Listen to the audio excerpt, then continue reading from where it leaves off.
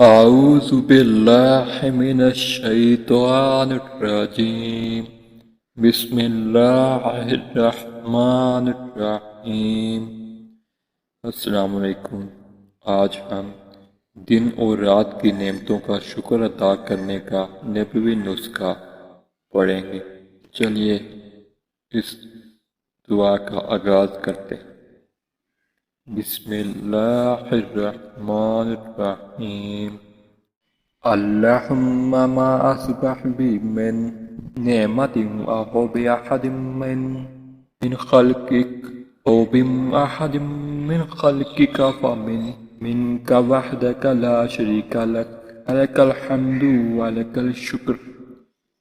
ترجمہ: اے اللہ، جو بھی نعمت میرے ساتھ یا آپ کی مخلوق میں سے کسی کے ساتھ صبح کے وقت ہے، وہ تنہا آپ ہی کی طرف سے ہے، ان میں آپ کا کوئی شریک نہیں، لہذا تمام تعریفیں آپ ہی کے لیے ہیں اور شکر گزاری آپ ہی کے لیے ہے۔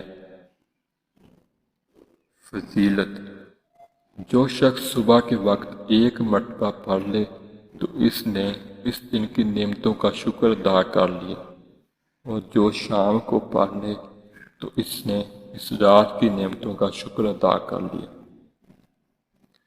ترجمہ ایک بار دوبارہ پڑھتے ہیں۔